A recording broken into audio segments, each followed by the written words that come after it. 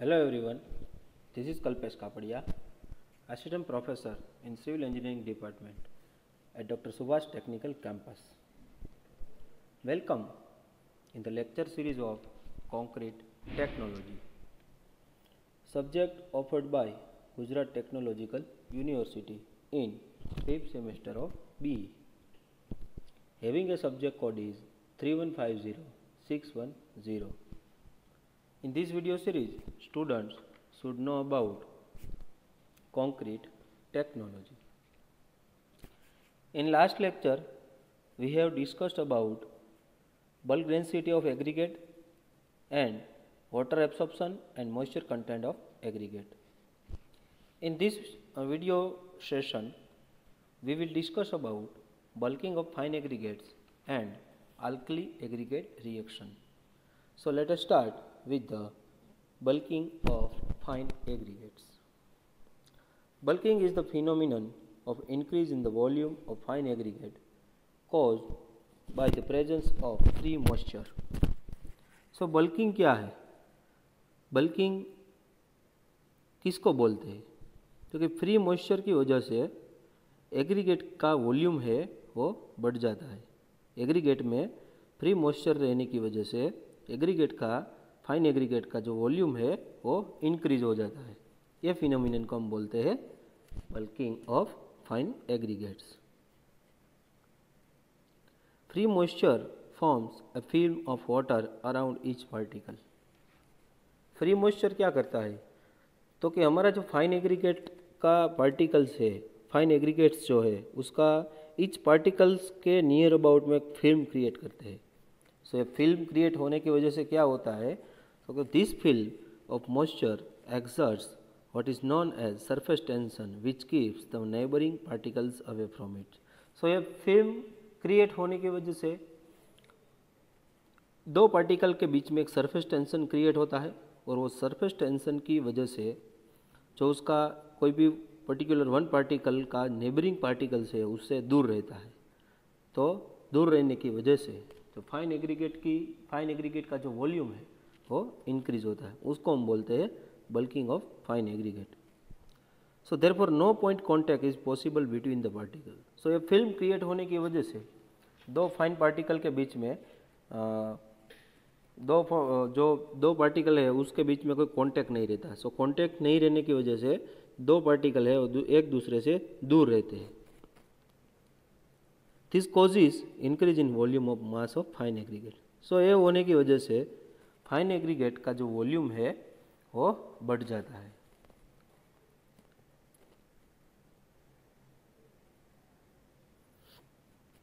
The extent of bulking depend upon the percentage of moisture present in the sand and the fineness of sand particle.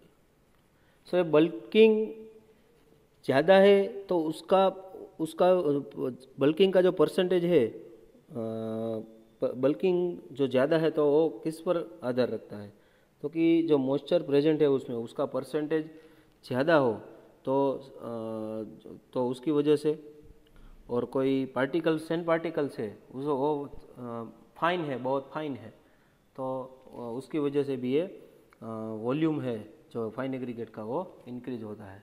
यानी कि जितनी sand fine होगी जो fine particle है जो sand है जितनी फाइन होगी उतना ही बल्किंग है उसका ज़्यादा होगा.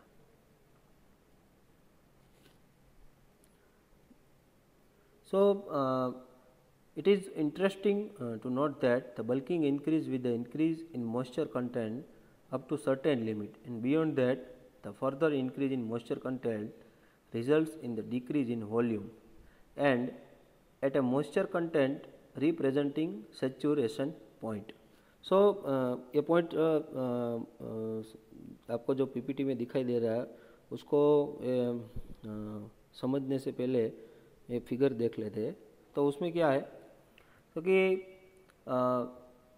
कुछ टाइम तक यानी कि सर्टेन लिमिट तक जो मॉइस्चर कंटेंट जब बढ़ेगा तब उसका जो वॉल्यूम है जो पार्टिकल का वो बढ़ेगा. वो पार्टिकल का वॉल्यूम बढ़ेगा तो वो किसके ऊपर आधार रखता है क्योंकि आपकी सैंड कैसी है. फाइन सैंड है, मीडियम है, कोर्स है। जो कोर्स सैंड होगी तो उसमें उसका वॉल्यूम इतना नहीं बढ़ेगा, उसका जो सेचुरेशन पॉइंट आपको टॉप पॉइंट दिखाई दे रहा है कोर्स सैंड का, टॉप पॉइंट है वो सेचुरेशन पॉइंट है। सेचुरेशन पॉइंट मीन्स वहाँ तक उसका वॉल्यूम है वो इंक्रीज होगा। जैसे ही मॉइस्चर बढ़ने लगेगा फिर से क्या होगा, क्योंकि उसका जो वॉल्यूम है वो धीरे धीरे डिक्रीज हो जाएगा। ऐसे ही मीडियम सैंड में सेचुरेशन पॉइंट टॉप पॉइंट दिया गया है, और फाइन में भी जो उसका जो ग्राफ देख रहे हो उसमें हाई लेवल जो है वो सेचुरेशन पॉइंट है। तो आपको यहाँ पे दिखाई देगा कि फाइन सैंड है उसमें उसका वॉल्यूम है ज़्यादा इंक्रीज हो रहा है, उससे कम मीडियम सैंड में हो रहा है, उससे कम कोर्स सैंड में। यानी कि जितनी फाइननेस ज़्यादा है कोई भी फाइन पार्टिकल में, उतना ही बल्किंग उसमें ज़्यादा होगा। जैसे ही मॉइस्चर बढ़ेगा, बढ़ने लगेगा, वैसे वॉल्यूम उसका इंक्रीज होगा, लेकिन एक वन सेचुरेशन पॉइंट तक। और बाद में क्या होगा, उसका जो वॉल्यूम है यानी कि उसका जो बल्किंग है वो धीरे धीरे डिक्रीज होने लगेगा। Then this is due to the fact that after the addition of certain amount of water in the fine aggregate, the further addition of water breaks the film around the particle and hence volume gradually decreases. तो आपने कई बार देखा होगा कि कोई भी एक example आपको देता हूँ। सपोज कि कोई भी आप सॉइल ले लो या कोई फाइन सैंड ले लो, उसमें पहले आप सबसे पहले आपको 10% वाटर ऐड करना है, यानी कि कम वाटर ऐड करना है। जैसे ही कम वाटर ऐड करोगे तो उसका वॉल्यूम में थोड़ा सा बढ़ जाएगा, क्योंकि उस पार्टिकल के नियर अबाउट में फिल्म क्रिएट होगी और वो फिल्म है वो दो पार्टिकल को कांटेक्ट नहीं होने देगी, इसकी वजह से उसका वॉल्यूम बढ़ जाएगा। लेकिन जैसे ही आप वाटर का कंटेंट है उसमें बढ़ाते जाओगे तो वो फिल्म है वो ब्रेक डाउन हो जाएगी और वाटर का कंटेंट है वो बढ़ जाएगा और सैंड है वो एक साथ वो नीचे रह जाएगी। So for ordinary Sands the bulking usually various between 15 to 30%, यानी कि वो ऑर्डिनरी सैंड है, ऑर्डिनरी यानी नॉर्मल सैंड, तो उसमें 15 से 30% तक का बल्किंग होता है। Fine sand bulks more, the maximum bulking is obtain at a higher water content than the coarse sand. वो हमने देखा कि भाई फाइन सैंड है उससे कोर्स सैंड है उससे ज़्यादा फाइन सैंड में बल्किंग होता है। Then if the moist sand is measured by volume and no allowance is made for bulking, so the mix will be richer than that specified because the given mass. Moist sand occupies a considerably larger volume than same mass of the dry sand. This result in mix deficient in sand, increasing the chances of the segregation and honeycombing in of concrete. So क्या होगा कि ये जो moist sand की वजह से जो volume उसका बढ़ता है, तो आप उसको आप मेज़र करने में जो नो अलाउंस रखते हैं, बल्किंग को नो अलाउंस देते, तो क्या होता है, तो जो मिक्स है वो रिचर हो जाता है। तो उसकी वजह से कई बार क्या होता है कि ड्राई सैंड जो ये वेट सैंड है उसका वॉल्यूम ज़्यादा होता है ड्राई सैंड है, यानी कि मॉइस्ट सैंड का वॉल्यूम ड्राई सैंड से ज़्यादा होता है। तो कई बार क्या होता है को प्रॉपर आपने जो मिक्स डिज़ाइन बना रहे हो, तो मिक्स डिज़ाइन में प्रॉपरली आपने वो अलाउंस नहीं डाला है, तो उसकी वजह से आपका डिज़ाइन प्रॉपर नहीं बनेगा। उसकी वजह से हनीकम्बिंग कंक्रीट में होगा।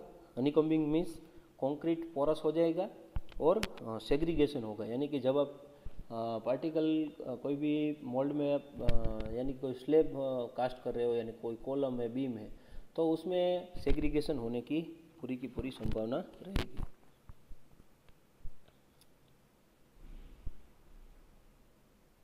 It is necessary to increase the measured volume of sand by the percentage of bulking. So इसलिए जब वॉल्यूम इंक्रीज हो रहा है, तो सैंड का वॉल्यूम इंक्रीज हुआ है, तो उसका बल्किंग का परसेंटेज आपको कैलकुलेट करना चाहिए। If no allowance is made for the bulking of sand, a nominal mix 1 to 4 for example will correspond 1:1.74 4 for bulking of 15% and strength of concrete will increase। यानी कि क्या होता है कि आपने जो डिज़ाइन बनाई है सैंड का नॉमिनल मिक्स 1:2:4 बनाया है, तो उसको ध्यान में रखते हुए जो आप बल्किंग को कैलकुलेट कर रहे हो तो लाइक यहाँ पे एग्जांपल दिया है 15% बल्किंग आप ले रहे हो फाइन एग्रीगेट में यानी कि सैंड में। तो यहाँ पे आपको पता है कि भाई 1 to 4 है, तो 1 है सीमेंट है, 2 फाइन एग्रीगेट है और 4 कोर्स एग्रीगेट है। तो आपने जब बल्किंग आप कैलकुलेट कर रहे हो तो 1 to 4 है वो लीगली क्या है 1.1 जेम 1.74 जेम 4। तो क्या होगा कि आपने बल्किंग वहाँ पे कैलकुलेट किया बराबर। ओके, तो बल्किंग कैलकुलेट करने से क्या होगा आपकी कंक्रीट की स्ट्रेंथ है वो अच्छी आएगी, वो इंक्रीज होगी। सो वो परसेंटेज ऑफ बल्किंग फाइंड करने के लिए H1 minus H2 upon H2 into 100। So for better understanding to find out bulking of fine aggregate, we have see one video regarding this bulking of fine aggregate test. Let's see.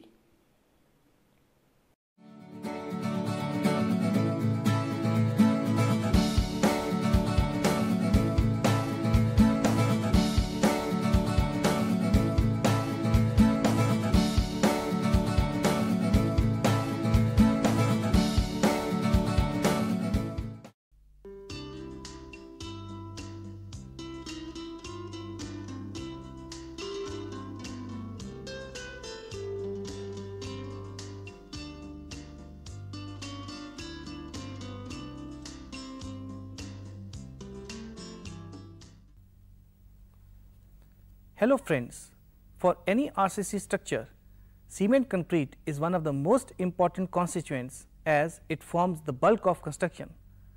Cement concrete can be a nominal mix or a design mix. The various ingredients of concrete mix are cement, aggregates both coarse and fine, and water for causing hydration of cement. Amongst the various ingredients of concrete, fine aggregates play a vital role in minimizing the segregation of concrete besides reducing the voids. For this, the site engineer must ensure that correct measure of fine aggregate as per the design proportions must be added to form the concrete.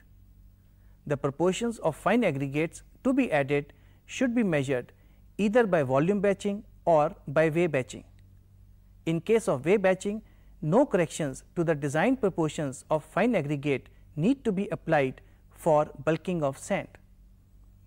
However, if volume batching is to be resorted to, then bulking of sand should be measured and necessary corrections need to be applied to the design proportions of fine aggregates. In the present video program, we shall demonstrate the experimental procedure to find out the bulking of sand. For this, the apparatus required includes a container, a steel rule, a steel rod of 6 mm diameter, measuring cylinder of 250 ml capacity, sample of sand under test, and the observation sheet to record the readings.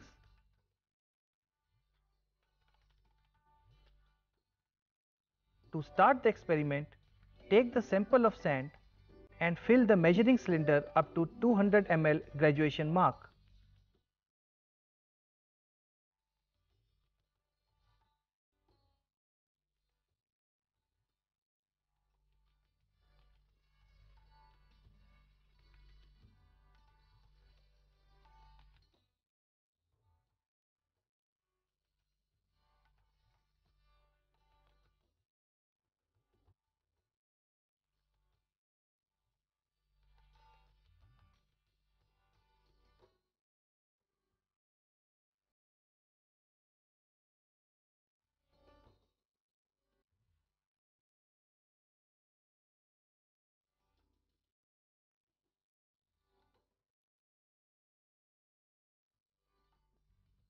Now level it with the steel rule without shaking the cylinder.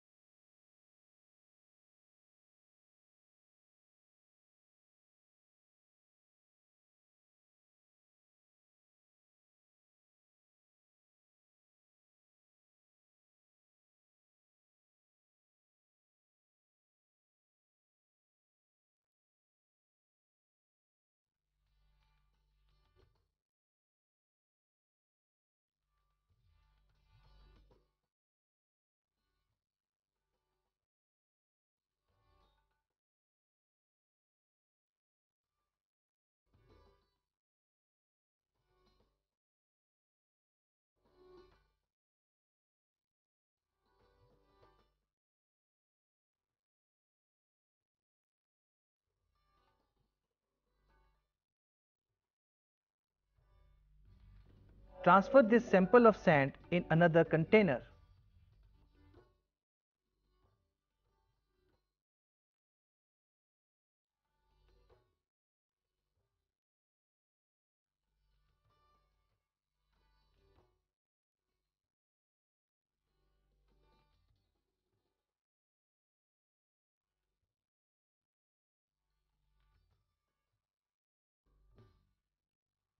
Refill the measuring cylinder with water.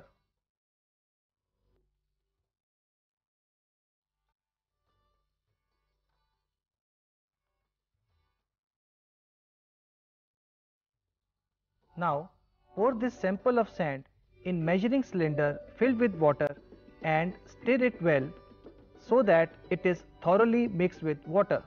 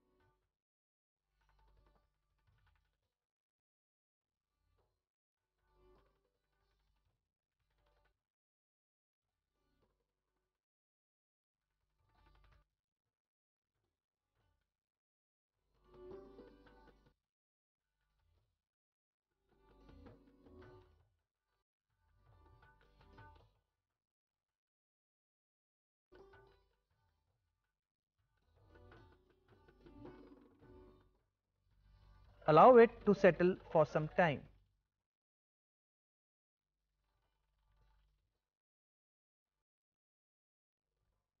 You will notice that the sand surface is now below its original level.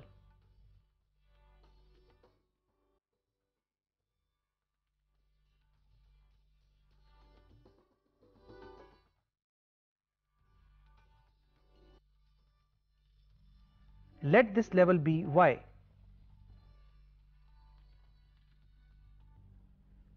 Bulking of sand shall then be calculated by using the formula 200 minus Y divided by Y multiplied by 100. The value of Y in the present case is 150 ml. This reading is recorded in the observation sheet.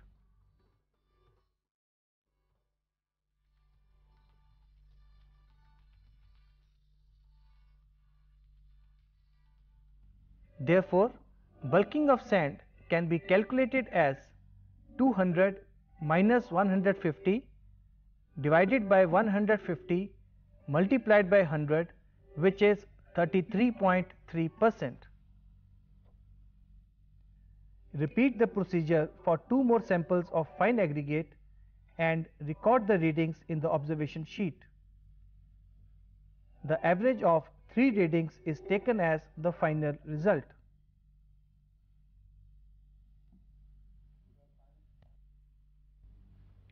In the present video program, you have seen the apparatus and the experimental procedure to determine the bulking of sand. It has been found that fine sand bulk much more than coarse sand.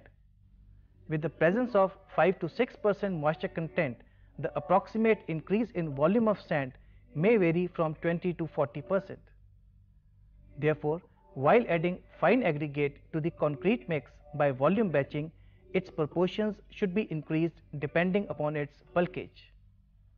I hope after having viewed this video program, you shall be able to perform this experiment in your laboratories. Thank you.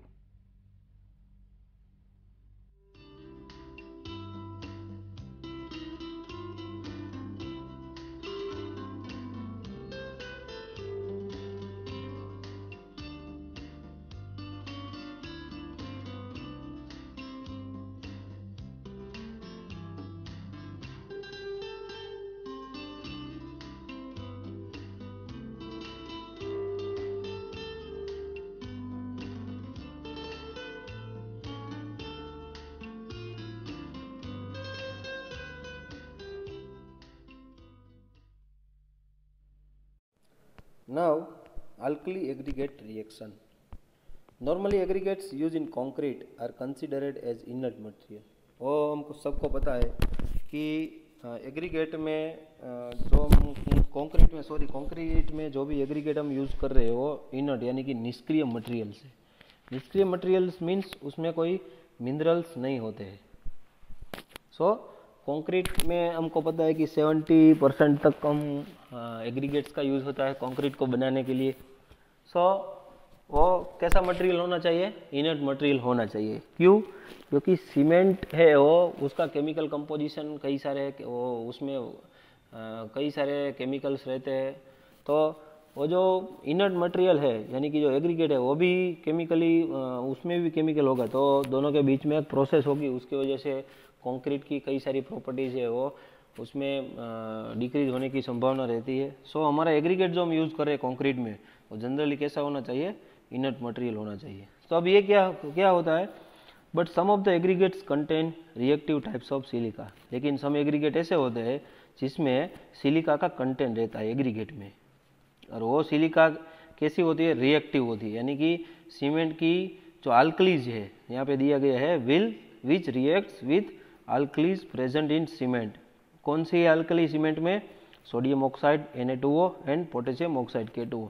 तो ये दो alkalis है वो उसके साथ वो silica है aggregate में एग्रीगेट की सिलिका है वो दोनों के बीच में प्रोसेस होगी. और उसकी वजह से क्या होगा? As a result the alkali silicate gel of unlimited swelling types are form. यानी कि अल्कली सिलिकेट जेल बनेगा. जब आप कंक्रीट को मिक्स करोगे, कंक्रीट के इंग्रेडिएंट्स को मिक्स करोगे तब वहाँ पे एक जेल क्रिएट होगा. और वो जेल क्या करेगा? तो कि स्वेलिंग करेगा, कंक्रीट को स्वेल करेगा. So this reaction is known as alkali aggregate reaction. So ये रिएक्शन को हम क्या बोलते हैं? Alkali aggregate reaction, AAR. The alkali aggregate alkali silica gel formed by alkali aggregate reaction is confined by the surrounding cement paste and internal pressure is developed leading to expansion, cracking and disruption of cement paste. So ये alkali silicate jail जो create होता है alkali aggregate reaction है उससे क्या होता है? तो कि जो सीमेंट प्रेशर होती है सीमेंट पेस्ट होती है और उसमें एक इंटरनल प्रेशर डेवलप होता है. उसकी वजह से क्या होगा? तो कि उसकी वजह से एक्सपांसन हो सकता है यानी कि कंक्रीट टूट सकता है, उसमें क्रैक डेवलप हो सकती है, डिसरप्शन ऑफ सीमेंट पेस्ट जो है वो भी टूट सकती है. सो ये सब अल्कली एग्रीगेट रिएक्शन से होता है. So this expansion appears to be due to the hydraulic pressure generated through osmosis but can also due to the swelling pressure of the steel solid product of alkali silica reaction. So इसकी वजह से pressure create होगा और expansion होने की संभावना बहुत रहेगी. सो आपको यहाँ पे दिखाई दे रहा है पिक्चर में अल्कली सिलिकेट जेल क्रिएट हुआ है और उसकी वजह से आप यहाँ पे देख रहे हो 3 एरो दिए गए हैं. तो क्या हुआ है? उसकी वजह से क्रैक डेवलप हुई है.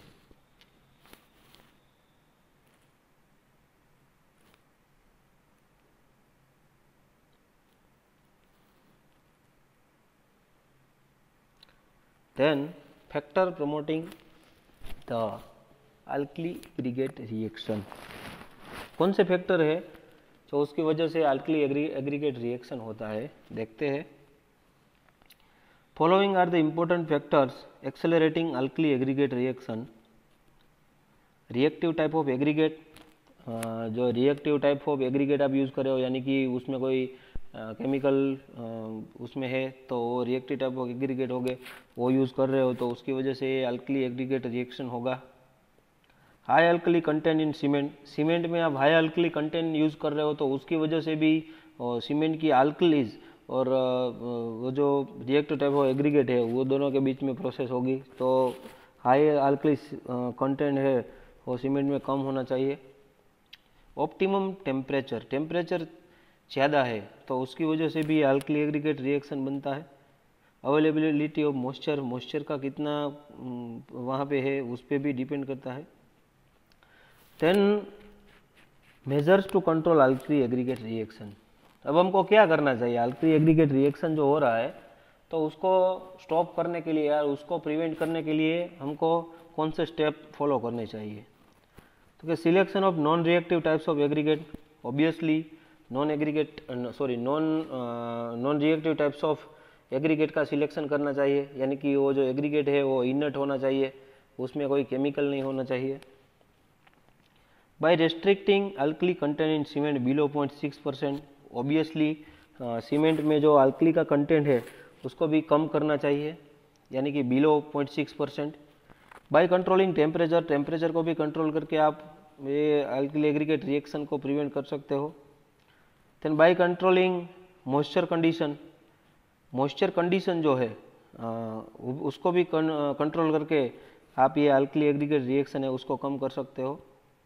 Bye the use of corrective admixture such as pozzolanas, pozzolanic material का भी यूज़ करके आप अल्कली एग्रीगेट रिएक्शन है उसको कम कर सकते हो.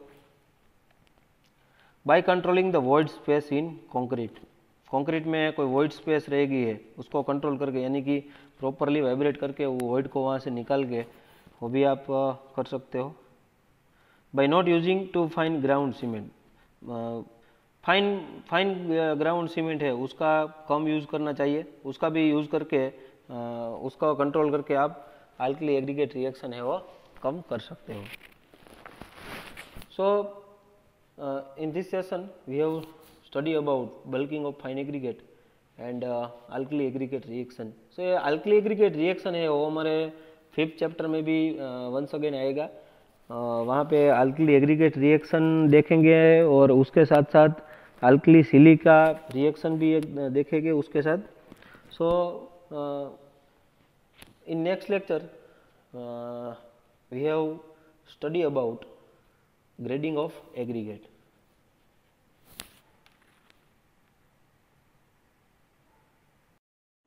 So now these are the list of references, concrete technology by MS Sethi, ML Gambhir and Atul प्रकाशन. ये कोई भी रेफरेंस बुक आप परचेज कर सकते हो for better understanding and for examination. And now I am concluding my session.